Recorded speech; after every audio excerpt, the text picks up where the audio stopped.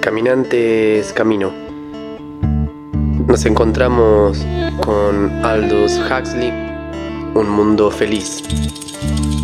Recordá suscribirte, compartir el canal y chequear el resto de las obras que están compartidas en listas de reproducción. Abrimos página del capítulo 4. El ascensor estaba lleno de hombres procedentes de los vestuarios alfa, y la entrada de Lenina provocó muchas sonrisas y cabezadas amistosas.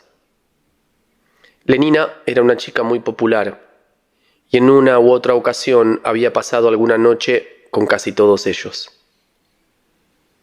Buenos muchachos, pensaba Lenina Crone, al tiempo que correspondía a sus saludos.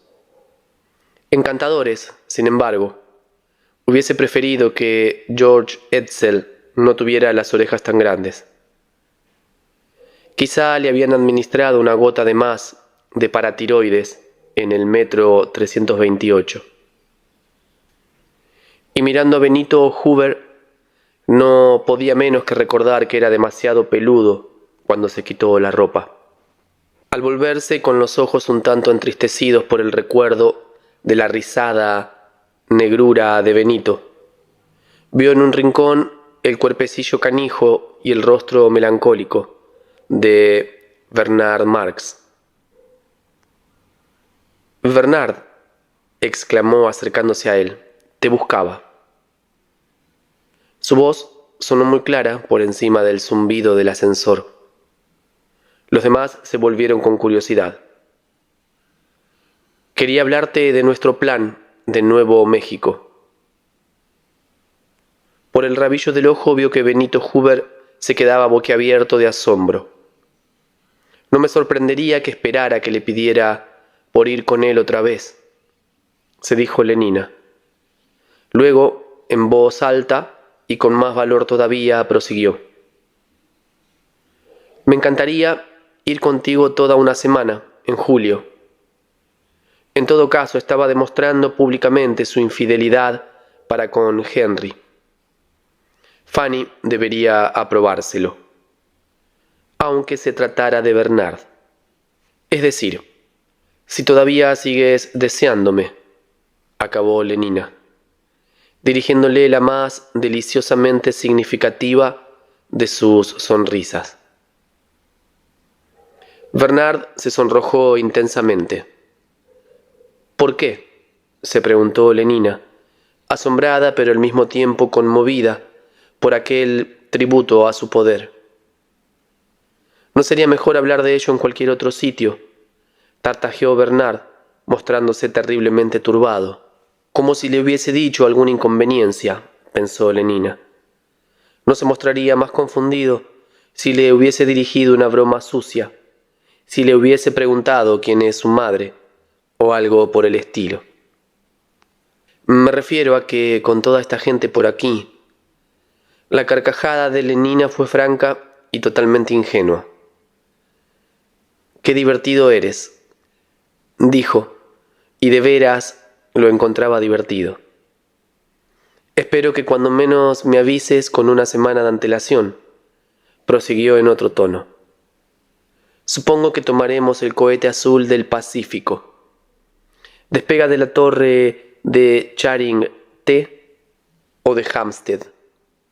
Antes de que Bernard pudiera contestar, el ascensor se detuvo. «Azotea», gritó una voz estridente. El ascensorista era una criatura simiesca que lucía la túnica negra de un semientán epsilon menos. «Azotea». El ascensorista abrió la puerta de par en par.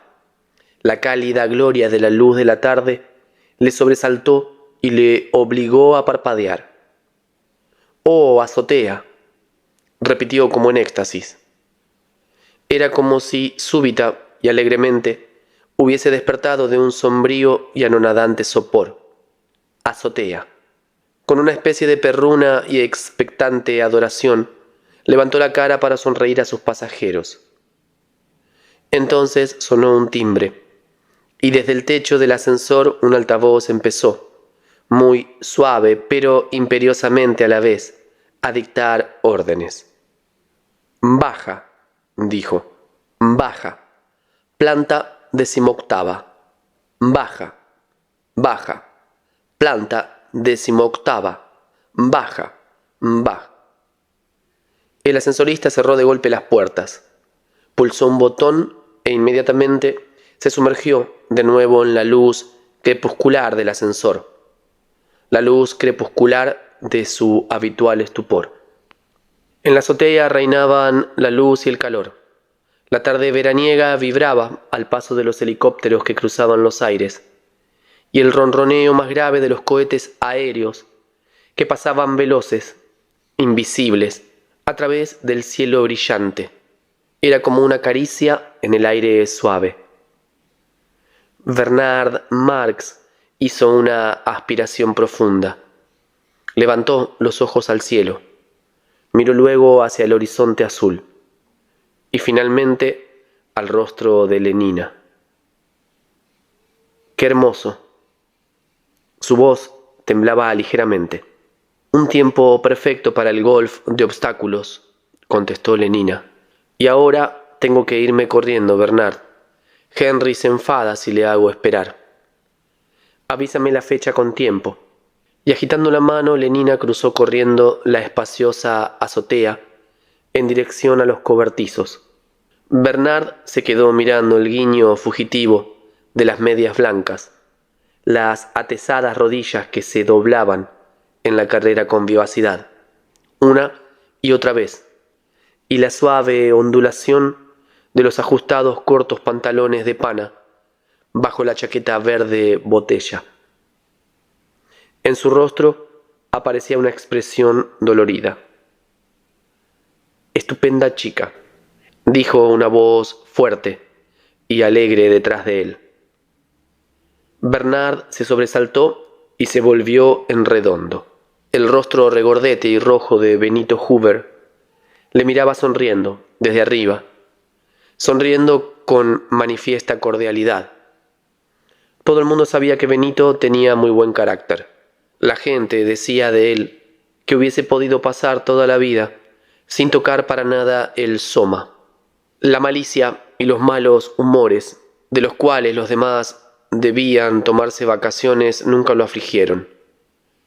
Para Benito, la realidad era siempre alegre y sonriente. Y neumática, además. ¿Y cómo? Luego, en otro tono, prosiguió. «Pero diría que estás un poco melancólico. Lo que tú necesitas es un gramo de soma». Hurgando en el bolsillo derecho de sus pantalones, Benito sacó un frasquito. «Un solo centímetro cúbico cura 10 pensam. Pero... Bernard súbitamente había dado media vuelta y se había marchado corriendo. Benito se quedó mirando. «¿Qué demonios le pasa a ese tipo?», se preguntó, y moviendo la cabeza, decidió que lo que contaba de que alguien había introducido alcohol en el sucedáneo de la sangre del muchacho debía ser cierto. Le afectó el cerebro, supongo. Volvió a guardarse el frasco de soma, y sacando un paquete de goma de mascar a base de hormona sexual, se llevó una pastilla a la boca, y masticando se dirigió hacia los cobertizos. Henry Foster ya había sacado su aparato del cobertizo, y cuando Lenina llegó, estaba sentado en la cabina de piloto esperando. 4 minutos de retraso, fue lo que dijo. Puso en marcha los motores y accionó los mandos del helicóptero. El aparato ascendió verticalmente en el aire. Henry aceleró. El zumbido de la hélice se agudizó, pasando del moscardón a la avispa, y de la avispa al mosquito. El velocímetro indicaba que ascendían a una velocidad de casi 2 kilómetros por minuto. Londres se empequeñecía a sus pies. En pocos segundos, los enormes edificios de tejados planos se convirtieron en un plantío de hongos geométricos entre el verdor de parques y jardines. En medio de ellos, un hongo de tallo alto, más esbelto, la torre de Charingté, que levantaba hacia el cielo un disco de reluciente cemento armado. Como vagos torsos de fabulosos atletas, enormes nubes carnosas flotaban en el cielo azul, por encima de sus cabezas. De una de ellas salió de pronto un pequeño insecto escarlata que caía zumbando. «Ahí está el cohete rojo», dijo Henry, que llegaba de Nueva York. «Lleva 7 minutos de retraso», agregó. «Es escandalosa la falta de puntualidad de esos servicios atlánticos». Retiró el pie del acelerador. El zumbido de las palas situadas encima de sus cabezas descendió 1,5 octavas, volviendo a pasar de la abeja al moscardón y sucesivamente al abejorro, al escarabajo volador y al ciervo volante. El movimiento ascensional del aparato se redujo. Un momento después se hallaban inmóviles, suspendidos en el aire. Henry movió una palanca y sonó un chasquido. Lentamente al principio, después cada vez más deprisa, hasta que se formó una niebla circular ante sus ojos. La hélice situada delante de ellos empezó a girar. El viento, producido por la velocidad horizontal, silbaba cada vez más agudamente en los estás. Henry no apartaba los ojos del contador de revoluciones. Cuando la aguja alcanzó la señal de los 1200, detuvo la hélice del helicóptero. El aparato tenía el suficiente impulso para adelante, para poder volar, sostenido solamente por sus alas. Lenina miró hacia abajo a través de la ventanilla situada en el suelo, entre sus pies. Volaban por encima de la zona de 6 kilómetros de parque que separaba Londres central de su primer anillo de suburbios satélites. El verdor aparecía hormigueante de vida, de una vida que la visión desde lo alto hacía aparecer achatada. Bosques de torres de pelota centrífuga brillaban entre los árboles. «Qué horrible es el color caqui», observó Lenina, expresando en voz alta los prejuicios hipnopédicos de su propia casta. Los edificios de los estudios de sensorama de Hounslow cubrían 7,5 hectáreas. Cerca de ellos, un ejército negro y caqui de obreros se afanaba revitrificando la superficie de la gran carretera del oeste. Cuando pasaron volando por encima de ellos, estaban vaciando un gigantesco crisol portátil. La piedra fundida se aparecía en una corriente de incandescencias cegadoras por la superficie de la carretera. Las apisonadoras de amianto iban y venían, tras un camión de riego debidamente aislado. El vapor se levantaba en nubes blancas. En Brentford, la factoría de la corporación de televisión parecía una pequeña ciudad. «Deben de relevarse los turnos», dijo Lenina. Como áfidos y hormigas, las muchachas gamas, color verde hoja, y los negros semienanos pululaban alrededor de las entradas, o formaban cola para ocupar sus asientos en los tranvías monorraíles. Vetas menos, de color de mora, iban y venían entre la multitud. 10 minutos después se hallaban en Stoke Post y habían empezado su primera partida de golf de obstáculos. 2.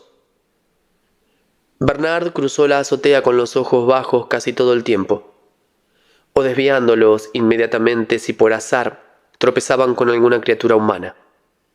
Era como un hombre perseguido, pero perseguido por enemigos que no deseaba ver, porque sabía que los vería todavía más hostiles de lo que había supuesto, lo que le haría sentirse más culpable y más irremediablemente solo. Es antipático de Benito Hoover, y sin embargo, el muchacho no había tenido mala intención, lo cual, en cierta manera, empeoraba aún más las cosas. Los que le querían bien se comportaban lo mismo que los que le querían mal. Hasta Lenina le hacía sufrir. Bernard recordaba aquellas semanas de tímida indecisión, durante las cuales había esperado, deseado o desesperado, de tener jamás el valor suficiente para declarársele. Se atrevería a correr el riesgo de ser humillado por una negativa despectiva. Pero si Lenina le decía que sí, qué éxtasis el suyo. Bien, ahora Lenina ya le había dado el sí, y sin embargo Bernard seguía sintiéndose desdichado. Desdichado porque Lenina había juzgado que aquella tarde era estupenda para jugar al golf de obstáculos, porque se había alejado corriendo para reunirse con Henry Foster, porque lo había considerado a él divertido por el hecho de no querer discutir sus asuntos más íntimos en público. En suma, desdichado porque Lenina se había comportado como cualquier muchacha inglesa sana y virtuosa debía comportarse, y no de otra manera anormal. Bernard abrió la puerta de su cobertizo y llamó a una pareja de ociosos ayudantes, delta menos, para que sacaran su aparato de la azotea. El personal de los cobertizos pertenecía a un mismo grupo Bokanowski, y los hombres eran mellizos, igualmente bajos, morenos y feos. Bernard les dio las órdenes pertinentes en el tono áspero, arrogante y hasta ofensivo, de quien no se siente demasiado seguro de su superioridad. Para Bernard, tener tratos con miembros de castas inferiores resultaba siempre una experiencia sumamente dolorosa. Por la causa que fuera, y las murmuraciones acerca de la mezcla de alcohol en su dosis de sucedáneo de sangre probablemente eran ciertas, porque un accidente siempre es posible. El físico de Bernard apenas era un poco mejor que el del promedio de gamas. Era 8 centímetros más bajos que el patrón alfa y proporcionalmente menos corpulento.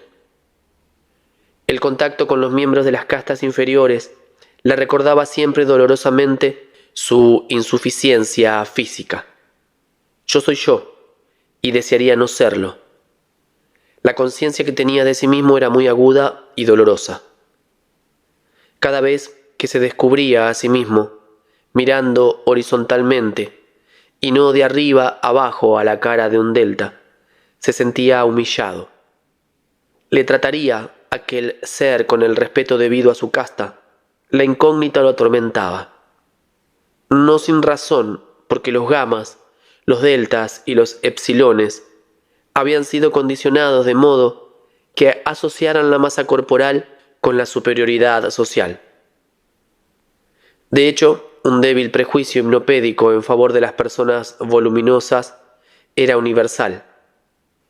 De ahí las risas de las mujeres a las cuales hacía proposiciones y las bromas de sus iguales entre los hombres. Las burlas le hacían sentirse como un forastero.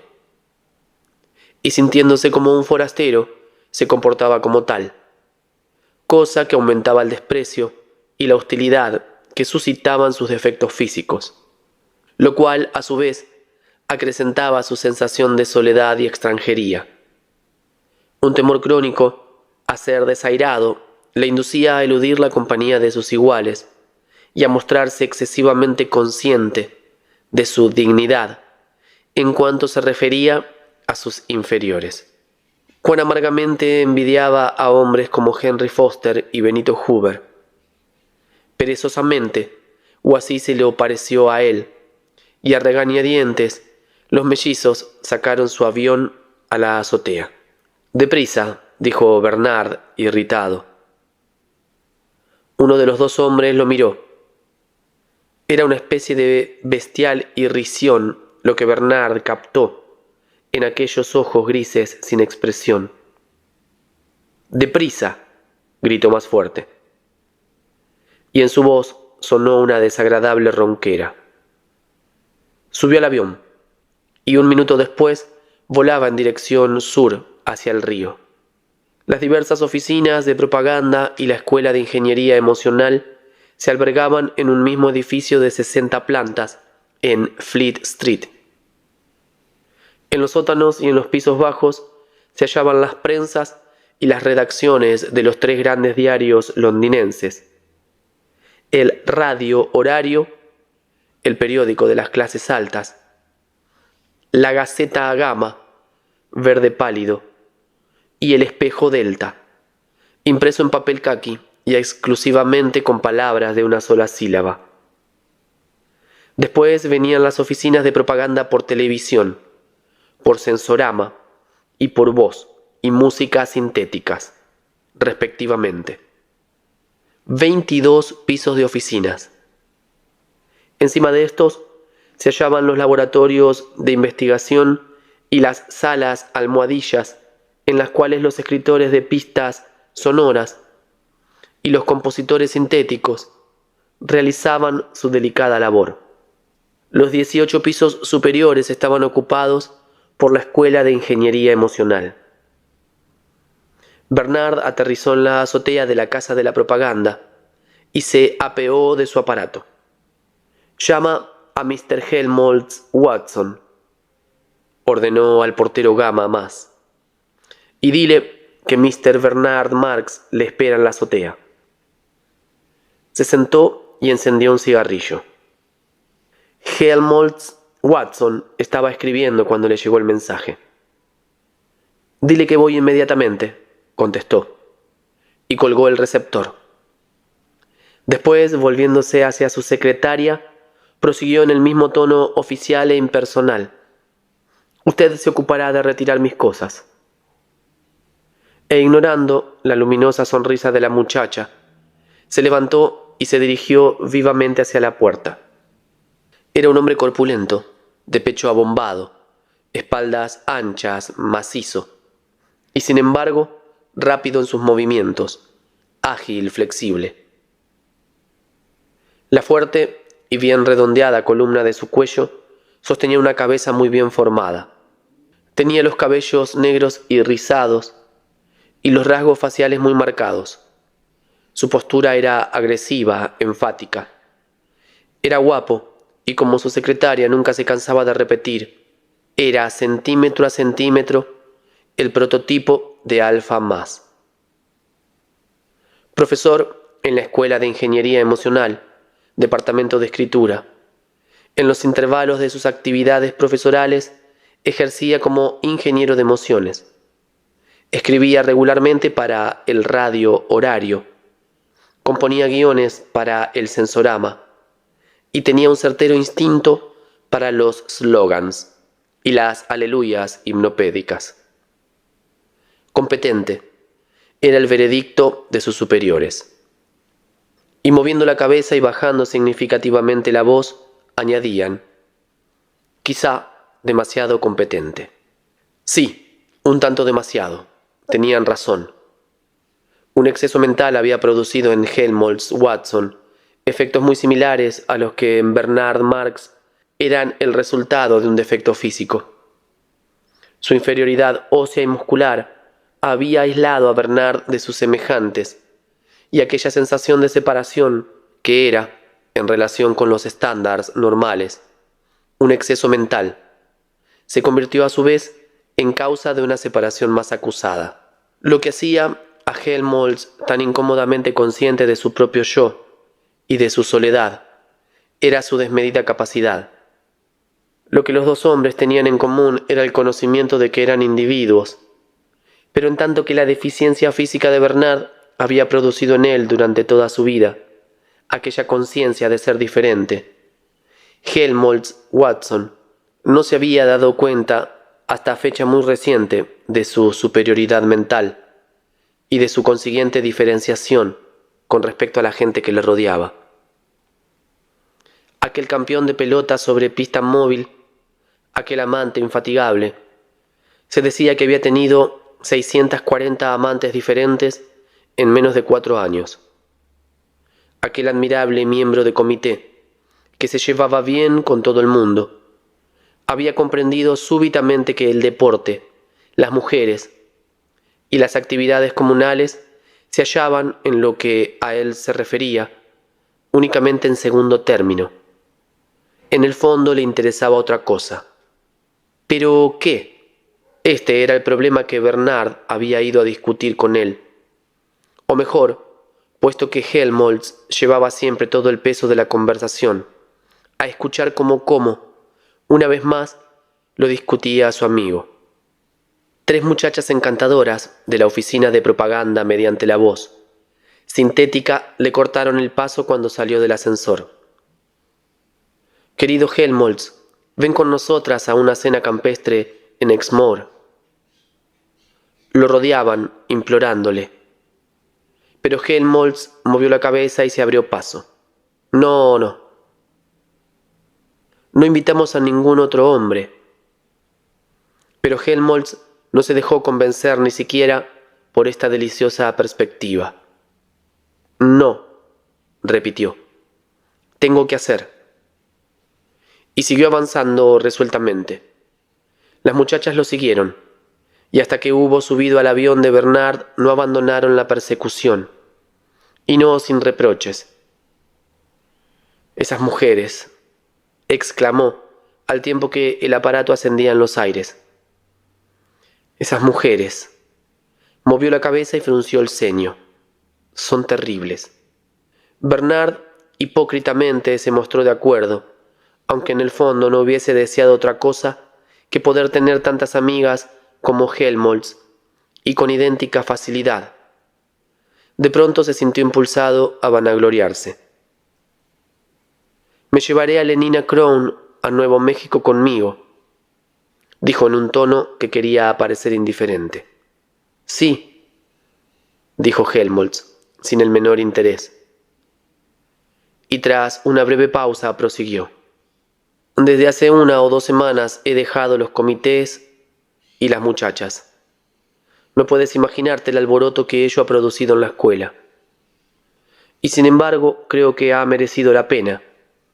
Los efectos... vaciló. Bueno, son curiosos, muy curiosos. Una deficiencia física puede producir una especie de exceso mental. Al parecer, el proceso era reversible.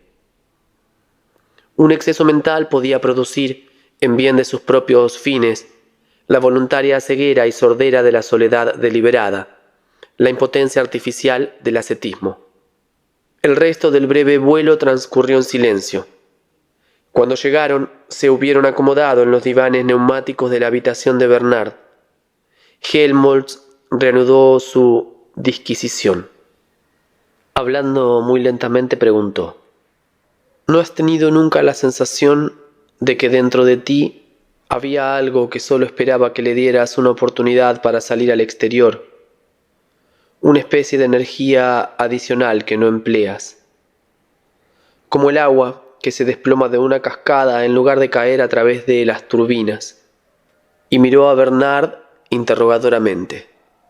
¿Te refieres a todas las emociones que uno podría sentir si las cosas fuesen de otro modo? Helmholtz volvió la cabeza. No es esto, exactamente. Me refiero a un sentimiento extraño que experimento de vez en cuando. El sentimiento de que tengo algo importante que decir y de que estoy capacitado para decirlo. Solo que no sé de qué se trata o no puedo emplear mi capacidad.